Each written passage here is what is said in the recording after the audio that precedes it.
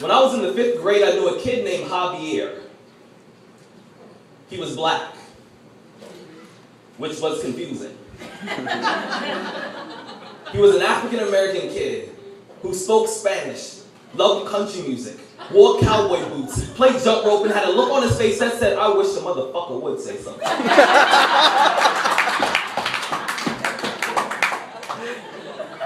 None of us said anything. For show and tell, he brings in his pet Chameleon. When he walks in, the eyes of every kid glaze over like the windows to our soul shook hands with the winter for the first time. A girl with box springs in her throat felt the silence was too heavy for her fingertips to hold on to any longer, drops the quiet like a suitcase full of habits that no one wants to keep, and says, "So, what's his name?" He replies, "I call him Rudy."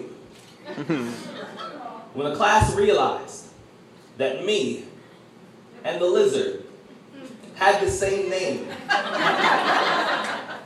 they laughed until their jaws hit the floor. 20 years later, the irony hits me over the head like an empty Heineken bottle inside of the bar fight that I call my everyday life. I get it. You see, chameleons, they have the ability to paintbrush themselves into whatever will match their surroundings. They do it so often, they probably wouldn't be able to recognize a photograph of their own skin. They think it's far better to be invisible than it is to grind their teeth into "I dare you" and ride their bones like a magic carpet. No steering wheel, no tires, no brakes, no battery, just bravery, just faith and a chest full of "I am not dying today." Courage has never been a chameleon's best attribute, and some days it's not mine either. I was mentored by black men with brown skin who turn yellow at the sight of swollen bellies filled with half of their DNA. I was taught that a woman's vagina is just the underground railroad to masculinity, that real men have tunnel vision and treat girls like subway cars, like nothing more than a space to parallel park our genitals, a hole to bury seeds and leave orchards in our rearview mirrors. They say you gotta peel a woman like a tangerine, and your job as a man is to chameleon yourself into her trees, bite a piece of her fruit, and leave the rest hanging crooked, damaged, and confused. This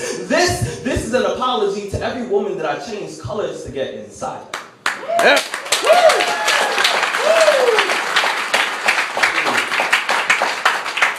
I still haven't stumbled across the definition of man, but I know that we are hotels that stand a million war stories tall.